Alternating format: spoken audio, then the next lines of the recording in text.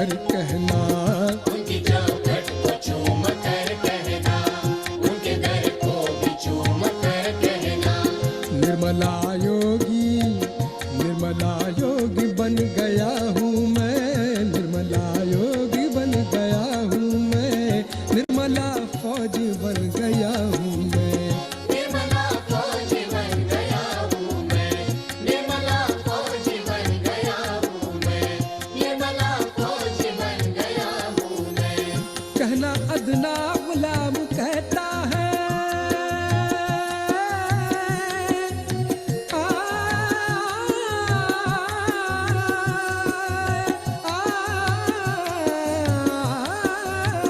कहना अदना गुलाम कहता है, कहना अदना गुलाम कहता है, कहना अदना गुलाम कहता है, तुमको सहजी प्रणाम करता है, तुमको फौजी सलाम करता है, तुमको सहजी प्रणाम करता है, तुमको फौजी सलाम करता है, तुमको फौजी सलाम करता है।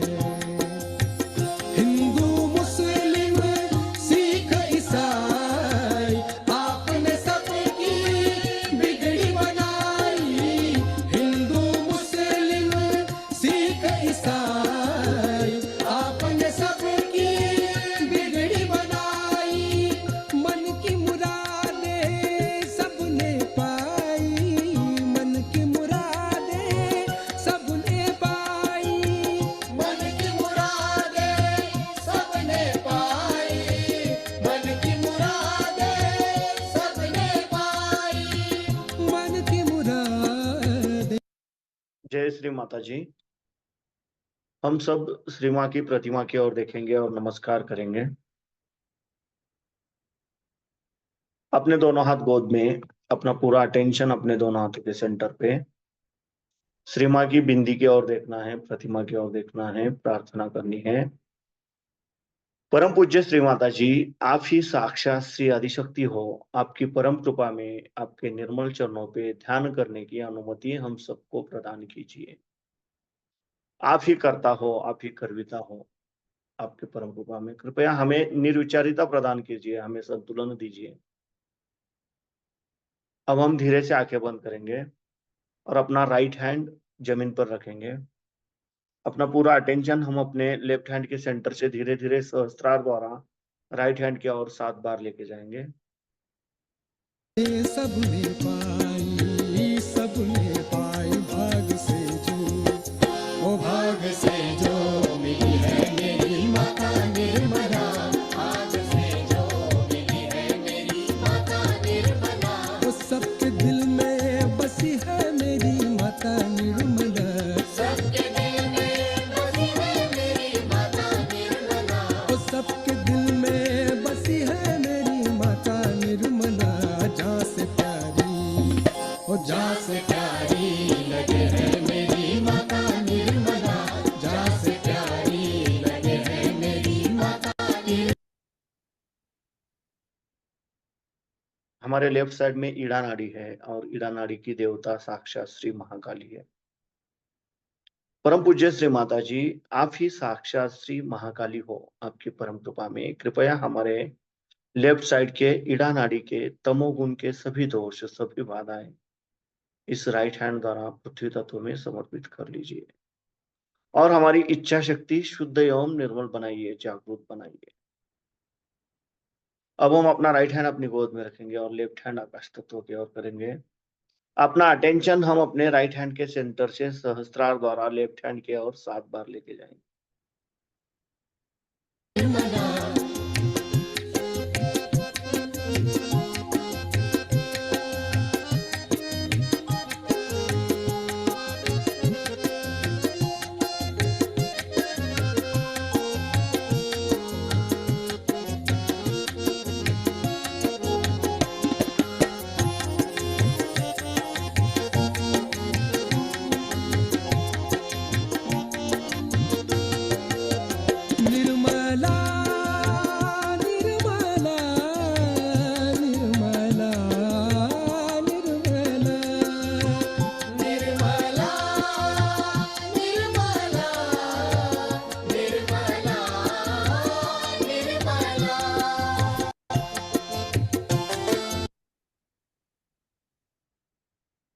अपने राइट साइड में पिंगला नाड़ी है और पिंगला नाड़ी की देवता है साक्षात श्री हनुमान जी।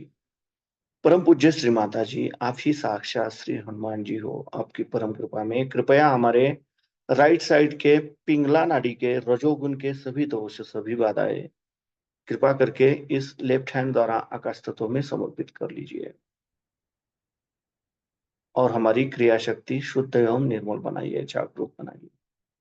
अब हम अपने दोनों हाथ अपने गोद में रखेंगे और अपना पूरा अटेंशन हम अपने मध्य मूलाधार चक्र पर क्लॉकवाइज 7 बार रोटेट करेंगे।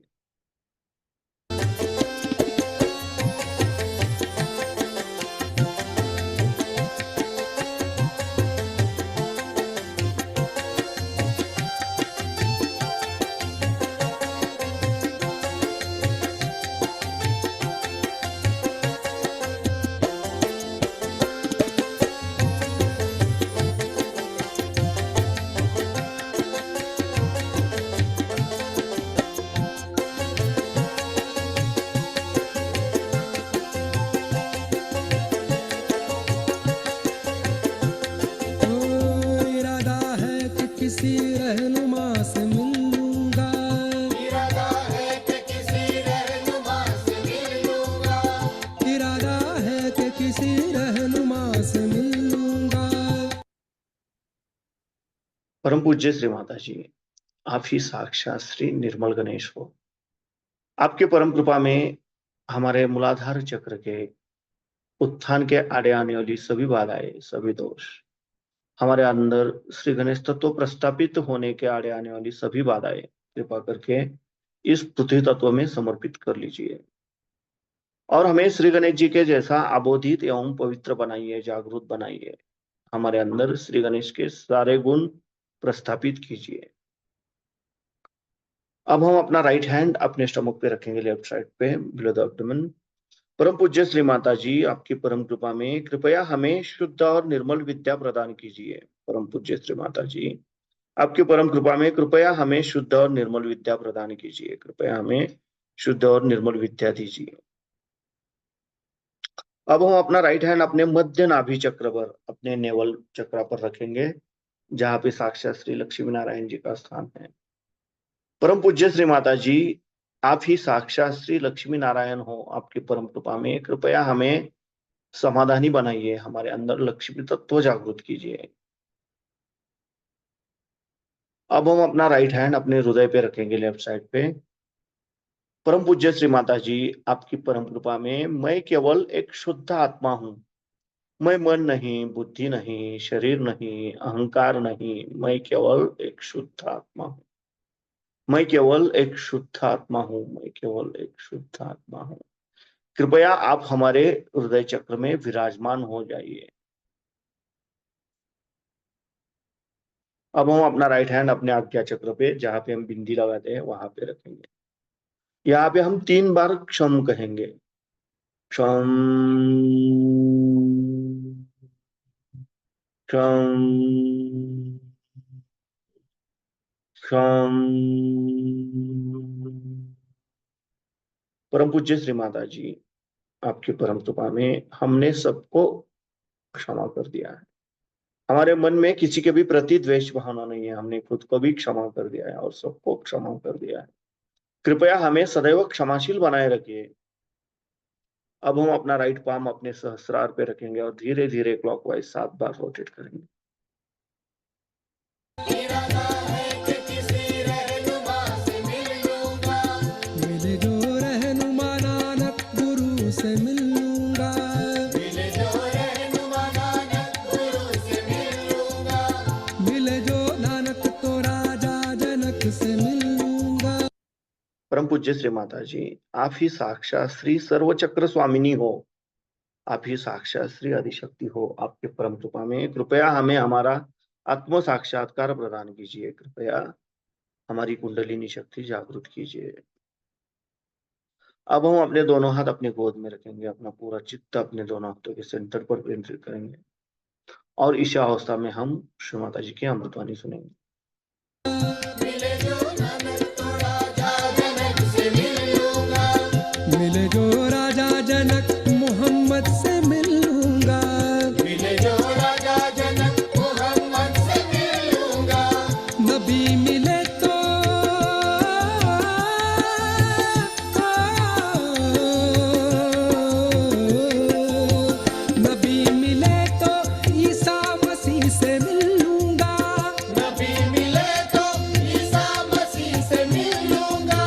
नबी मिले तो ईसा मसीह से मिल लूंगा, नबी मिले तो ईसा मसीह से मिल लूंगा, मिले ईसा तो यकीनन खुदा से मिल लूंगा,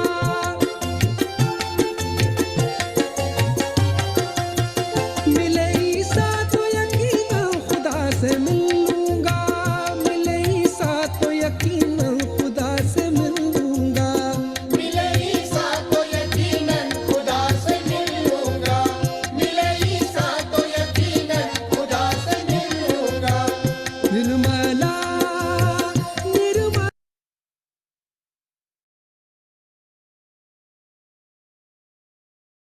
ये प्यार ही नहीं करती। इन तीन शक्तियों को आप यहाँ देखिए, जो कि मैंने दिखा है, ये सूक्ष्म स्वरूप है। अब वो वॉर्डरॉफ साहब ने इतनी बड़ी किताब लिखी है कुंडलिनी पे, उनको यही मालूम नहीं है कि हमारे रीढ़ की जो हड्डियां हैं उसमें सूक्ष्म ये नाड़ियां हैं, ये चैनल्स उसके अंदर सटल फॉर्म में है, और बाहर की तरफ में जो ग्रोथ जो हमें आंखों से दिखाई देते हैं प्लेक्सस वगैरह, ये बाह्य में दिखाई देते हैं। उसकी चालना करने वाली ये शक्तियां हैं, यही उनको मालूम नहीं। इतने कंफ्यूज है वो, इन्होंने इतनी बड़ी किताब लिख दी, मेरे समझ में नहीं आया।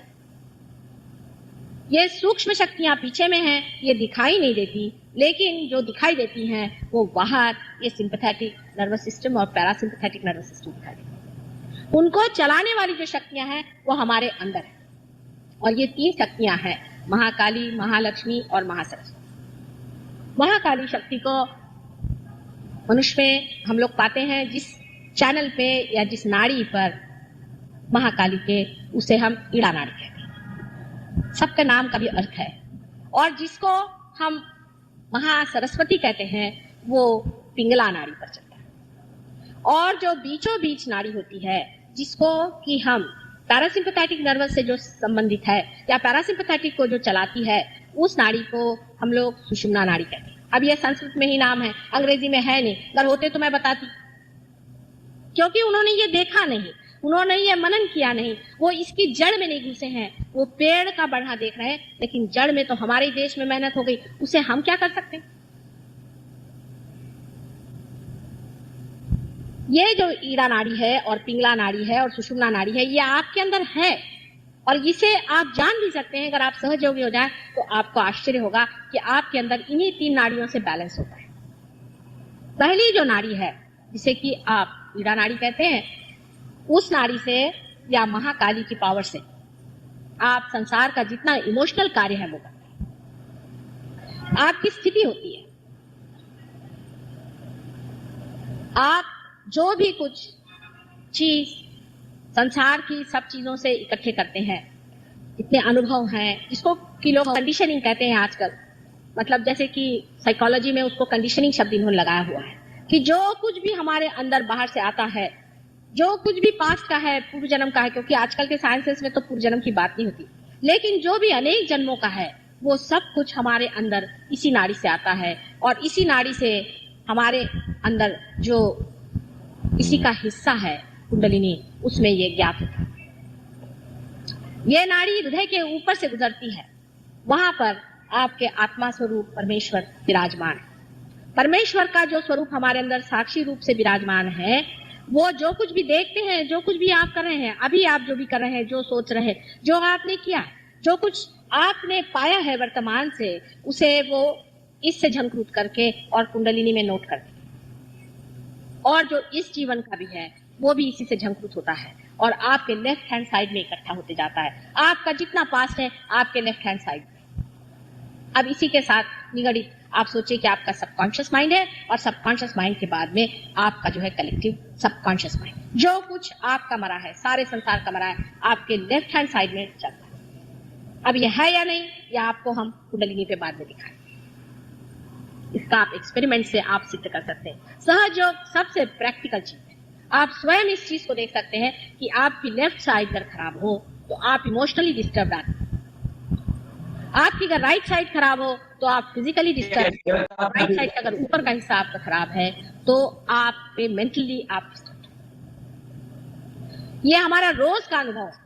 आज हजारों लोगों का, कल आप देखते हैं कितने ही लोगों को मैंने ऐसी बताता कि आपका गला खराब है क्या, आपका पेट खराब है क्या, आपका लिवर खराब है क्या, आपको ये तकलीफ है क्या, आपके वाइफ मर गई है क्या। ये सब बातें कैसे मैं बता रही हूँ, क्योंकि इनकी ये नाड़ी पकड़ी हुई है और ये नाड़ी पकी हुई इसलिए है क्योंकि इनका ये कारण जीवन में हो। अब ये 3 नाड़ियों के अलावा हमारे अंदर 7 चक्र है। उसमें से सबसे नीचे में जो चक्र है, जो कि कुंडलिनी के नीचे, ये मनुष्य में विशेष एक चीज है कि ये जो विशेष चक्र है जिसको कि हम मूलाधार चक्र कहते हैं, क्योंकि जहां कुंडलिनी है उसे तो मूलाधार कहते हैं, ये माँ का घर है।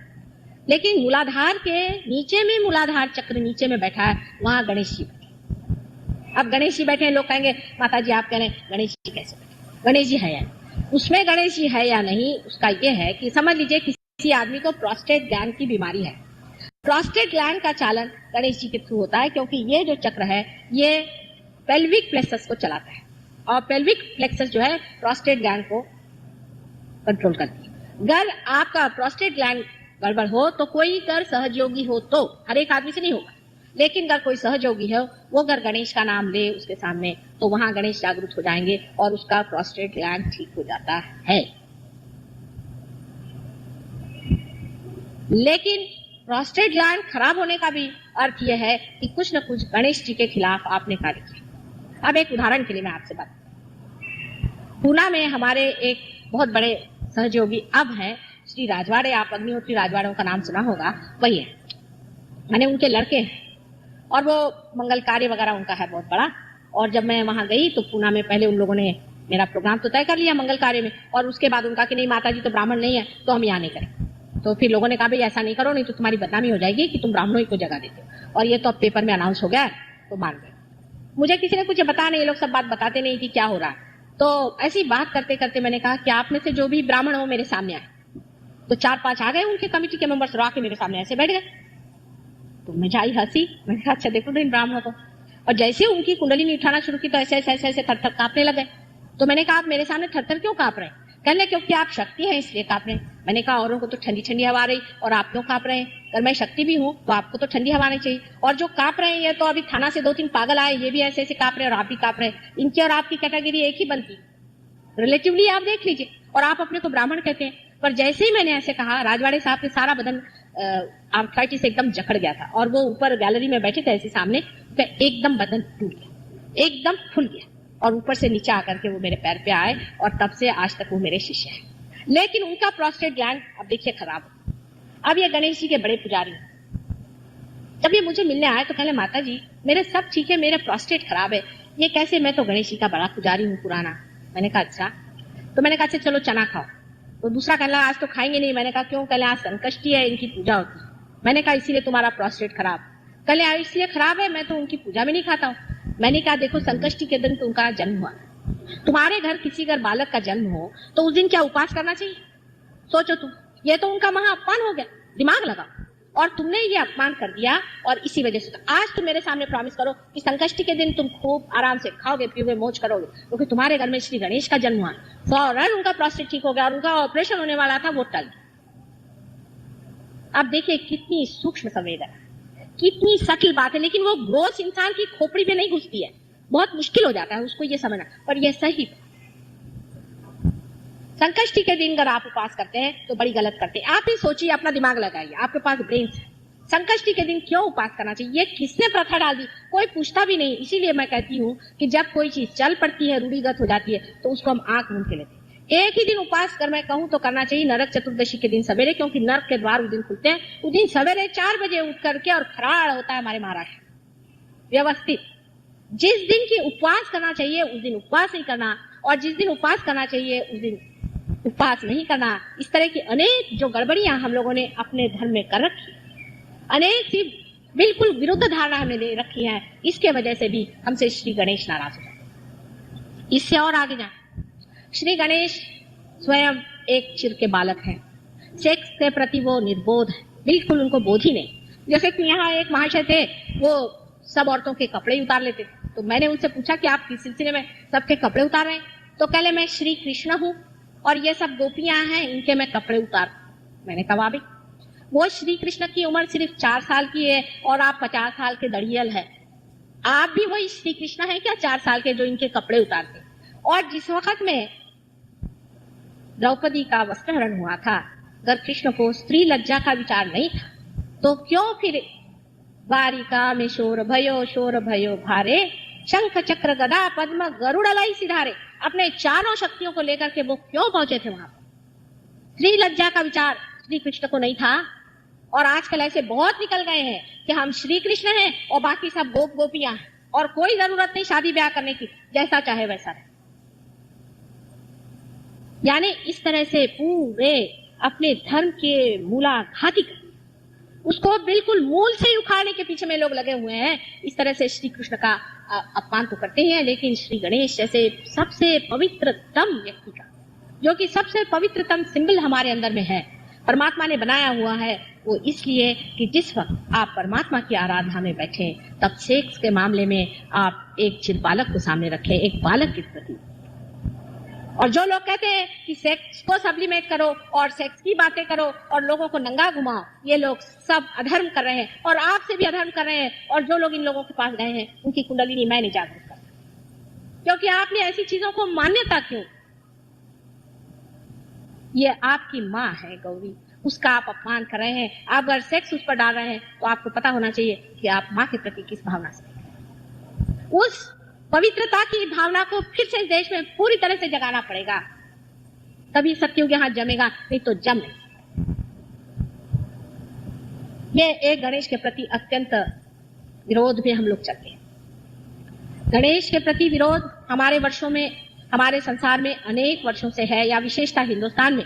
उसकी वजह ये हो सकता है क्योंकि मानव गलती करता है। मैं अपना ये सोचती हूँ, क्योंकि मैंने जब से जन्म हुआ तब से यही पता लगा है कि मनुष्य कहाँ कहाँ फिसल पड़ा, गणेश पे कैसे फिसला होगा। तो मैंने उसका ये पता लगाया मनन में कि हो सकता है कि वो जब मनन में गए और वो पैरासिम्पैथेटिक से जब देखने लगे और इस चक्र को जब उन्होंने देखा, तो वहां हो सकता है कि गणेश जी की सूंड को उन्होंने, हो सकता है कि उन्होंने उसी को गौरी जी समझा होगा, कुंडलिनी समझा होगा। ऐसा मैं एक माँ के रूप में कहती हूँ, क्योंकि मुझसे ये नहीं बर्दाश्त होता कि शुरू से ही मनुष्य इतना घृणित हो सकता है कि ऐसी गंदी बात सोचे। इसलिए मैं सोचती हूँ हो सकता है, पर उसका पतन जो है 6वीं शताब्दी में इस कंट्री में इस हद तक पहुंच गया, आपको आश्चर्य होगा कि तांत्रिकों ने इसका बड़ी बुरी तरह से इस्तेमाल किया। अब इसका क्या एक छोटा सा तरीका है कि अगर समझ लीजिए यहाँ परमात्मा के रूप में हमने कोई प्रतीक बिठाया तो वहां परमात्मा का चित्त आ जाता है, अगर वो रूप ठीक से होता।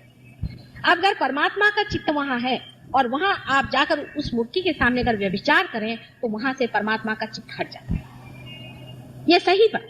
यहाँ तक मैं आपसे बताती हूँ कि मेरे फोटो अगर कोई ला के बता दे तो मैं उसे फौरन बता सकती हूँ कि आपने इसके सामने क्या गंदगी करी। उसका चित्त, मेरा चित्त वहां से हटा हुआ मुझे नजर आता है, उसी तरह से परमात्मा का वहां से चित्त हट जाता है। गणेश या हनुमान जी के मामले में तो ये बात है कि वो पहले ताड़ना देते हैं, भैरवनाथ वो ताड़ना देते हैं, परेशान करते हैं, उनको गर्मी देते हैं, ब्लिस्टर्स आते हैं, सब करते हैं।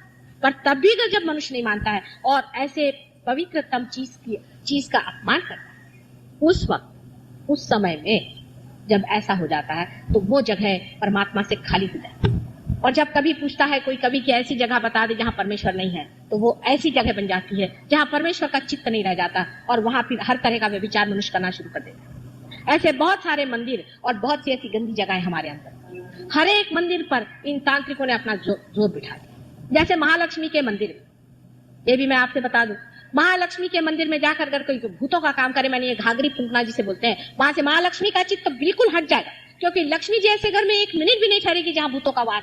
तो ये बराबर उन्होंने बना दिया। और मैंने यहाँ ट्रस्टी वालों से कहा कि इन लोगों को यहाँ से हटाइए, तो कहने यही एक पब्लिक एंटरटेनमेंट है माता जी, इसको हम हटा देंगे तो महालक्ष्मी को कौन पूछेगा। मैं कहती हूँ कि अब क्या बात, उस जगह इस तरह का भूतों का व्यवहार करना और भूतों को वहां लाना और उनसे सवाल पूछना कि घोड़े का कौन सा नंबर आएगा, इस तरह की गंदी बातें जब आप साक्षात महालक्ष्मी के मंदिर में, जो कि साक्षात यहाँ के महालक्ष्मी की जो मूर्ति है वो साक्षात है, 1000 बार जाके उसे मैंने जागरूक किया और बार बार उसे आप लोग गिरा दे रहे हैं, तो किस तरह का हर साल वहां पर होता है, हर नवरात्रों में ये धंधे यहाँ लोग। और वहां पर जो लोग जाते हैं, किसी का सर पकड़ जाता है, कोई पागल हो जाता है। अभी आप पढ़िएगा कि किसी मंदिर में कोई गया था, वहां वो पागल हो गया। मंदिर में कोई पागल कैसे होगा, लेकिन वहां इस तरह के व्यामाचार आप लोग करते हैं तो यही होगा। सब मंदिरों को खत्म करने की पूर्ण व्यवस्था हम लोगों ने कर दी, फिर बाहर दुकानें लगा दी अच्छे से। शिरडी के साईं बाबा बहुत बड़े थे, दत्तात्रेय के अवतार हैं, इसमें कोई शंका नहीं, गुरु है, पूजनीय है। लेकिन इस वक्त जब मैं शिरडी में गई तो मैं हार गई 6 घंटे तक, लेकिन उनको मैं जागरूक नहीं कर पाई, वो वहां से चले गए। सब तरह के गलत काम करके हम इन जो इस पर देवता बैठे हैं इनको नाराज कर। अब ये श्री गणेश के बारे में मैंने आपसे बताया। परमात्मा की कृपा से आप हिंदुस्तानी हैं और आप में माँ बहन का बहुत ख्याल है। परमात्मा की कृपा है, समझ लो। इस पृथ्वी की शक्ति है जिसकी वजह से ये हिंदुस्तान जैसी पृथ्वी में एक आलीशान चीज आज जीवित है, जहां पर कि इस तरह के वाइब्रेशंस है जिसकी वजह से मनुष्य अब भी माँ बहन को पहचानता है। इसके लिए आप बहुत बहुत धन्यवाद परमात्मा को करें और कहें कि प्रभु हमारी दृष्टि हमेशा ऐसी ही रखो। अपनी दृष्टि आप जमीन पर रख के चलें। आप देखिए आपके गणेश जी जो हैं वो सांत्वन रहे। हमेशा दृष्टि को अपनी जमीन पे रखिए, क्योंकि ये जो गणेश जी बनाए गए हैं ये पृथ्वी तत्व से बनाए गए। उसके ऊपर में जो चक्र आपको दिखाई दे रहा है वहां ऊपर में नाभि को, इसे नाभि चक्र कहते हैं, जो अपनी नाभि के पीछे रीढ़ की हड्डी में, अब ये कहीं भी होती, मनुष्य की नाभि कहीं ऊपर होती कहीं ना नीचे होती, इसका कोई स्थान फिक्स नहीं, वहां पर नाभि चक्र है। और इस चक्र से हम लोग, आप जानते हैं कि नाभि चक्र के कारण जिसे सोलर प्लेक्सस कहते हैं वो चलता है, और सोलर प्लेक्सस से हमारा सारा जितने भी खाने के जितने भी प्रक्रियाएं होती हैं वो सारी इसी प्लेक्सस से होती है, सोलर प्लेक्सस से, और ये उसको कंट्रोल करता है। पर अति सूक्ष्म इसमें ये आपके माँ से पाया हुआ, आपकी माँ से जुड़ा हुआ प्लेक्सस है। समझ लीजिए अगर किसी की माँ बीमार है, नाभि चक्र पकड़ लेगा, लेफ्ट साइड में उसका नाभि चक्र पकड़ लेगा। अगर किसी ने कहीं जाकर के गलत तरह का खाना खा लिया, खाने से संबंधित है क्योंकि खाना मैंने अपने को माँ पहले दूध देती है और हम माँ से ही पहले खाना सीखते हैं, इसलिए इसका संबंध खाने से। अगर आपने किसी के घर गया और खाना खाया और आपको उल्टी हो गई तो समझ लीजिए कि इस आदमी के घर में कुछ बुरे संस्कार थे, कोई बुरी चीज थी जो निकल थी। पेट के अंदर जो नाभि चक्र है ये आपके धर्म की स्थापना करता है, आपके धर्म की स्थापना करता है। माने जैसे समझ लीजिए एक छोटी सी बात है कि मनुष्य कहता है अब उसमें क्या है, कोई कैबरे देखने जाएगा तो उसमें क्या है। आपको आश्चर्य होगा कि मैं अगर कोई कभी कैबरे तो दिखती नहीं हूँ, लेकिन कुछ मेरे पति की ऐसी नौकरी है, कभी कभी ये लोग शुरू कर रहे हैं, उसी वक्त मेरी उल्टियों के मारे इतना हाल खराब हो जाता है कि सब वो कैबरे ठंडा हो जाता है। आपने मेरे पेटी में धर्म है, वो कुछ चीजें बताती नहीं हो कि बाबा तू शराब मत पी कि ये खराब है, मैं कोई रैशनलाइज नहीं करती हूँ। शराब तो मैं पी ही नहीं सकती। एक बार किसी ने इतनी सी ब्रांडी मुझे गलती से दे दी, मुझे बगैर बताए हुए, तो इतना सारा खून गिर गया। तब से मेरे हस्बैंड तो कहीं जाते हैं कहते बाबा इनको तो गलती से एक बूंद भी मत देना, मेरा तो जी घबरा। ये पेट जो है इसमें धर्म होता है, वही सब बैलेंस करते रहता है। आप देख लीजिए पेट की सारी बीमारियां आपको शराब और सारे मद्य से। हमें नानक ने कहा है कि शराब पीना मना है, मोहम्मद ने कहा है शराब पीना मना है। आखिर वो लोग कोई पागल थे जो बिल्कुल मना करके गए कि भाई शराब नहीं पी। लेकिन अब देखिए हम लोग धर्म के मामले में कैसे विपरीत हो जाते हैं। अभी ये दो आदमी हम देख सकते हैं जिन्होंने साफ साफ कह दिया, सबने हर एक बात नहीं कही लेकिन सबका मिला करके धर्म बनता है। लेकिन उन्होंने शराब को और मद्य को बिल्कुल मना किया है कि कोई सा भी नशा नहीं करना चाहिए, बिल्कुल मना है, पूरा नशा। लेकिन आप देख लीजिए कि मुसलमान लोग सबसे ज्यादा शराब पीते हैं, और इनके देशों में जाए तो वहां एक से एक कवि हो गए, उनमें कविताएं बनाई उन्होंने शराब की। शराब कोई पीने के लिए नहीं भगवान ने बनाई, वो तो पॉलिश के लिए बनाई थी, पॉलिश करने की। कोई भी चीज पॉलिश करनी है, डायमंड को पॉलिश करना है, फर्नीचर को पॉलिश करना है, उसमें स्पिरिट लगता है। सारी शराब उसके लिए बनाई थी। मनुष्य इतना मूर्ख है उसको पीने लग गया, अब उससे उसको मादकता आती है, और इसके बाद मनुष्य जो उठेगा अब वो जानवर नहीं हो सकता, और अब वो अगर भगवान भी नहीं हो सकता तो अब वो राक्षस ही बनेगा कि नहीं बनेगा। इसीलिए कहते हैं कि राक्षस गण में लोग जाते हैं। शराब पीने से मनुष्य अपनी चेतना खो देता है, और जब अपने ही चेतना में परमात्मा को जानने का है तो ऐसे शराब पीने से क्या फायदा जिससे आप अपनी चेतना खो देते। प्रोहिबिशन करने से नहीं होता है, वो अंदर ही से आपको सोच लेना चाहिए कि ऐसी गंदी चीज क्यों पी। अब ड्रग्स देखिए, ड्रग्स लोग पीने लगे हैं। विलायत में जिसको हमारे सब शिष्य ड्रग्स पीते थे, अब इनका सब छुड़ाया मैंने। सहयोग के बाद बहुत आसानी से शराब और आप सब छूट जाता है। लेकिन अब ड्रग्स शुरू हो गया, अब आपके बच्चे कल ड्रग्स पिएंगे। अब आप शराब पियो, आपके बच्चे ड्रग्स पिएंगे, उनके बच्चे पता नहीं और क्या पीने वाले हैं।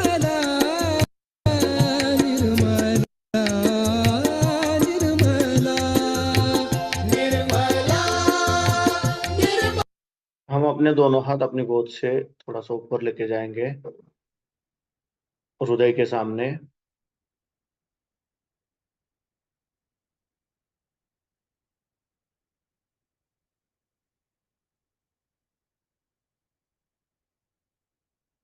अब हम धीरे से आंखें खोलेंगे, श्री माँ की प्रतिमा की ओर देखेंगे और नमस्कार करेंगे और अपने दोनों हाथ अपने गोद में रखेंगे और 1-2 मिनट ऐसे ही बैठेंगे। जय श्री माता जी।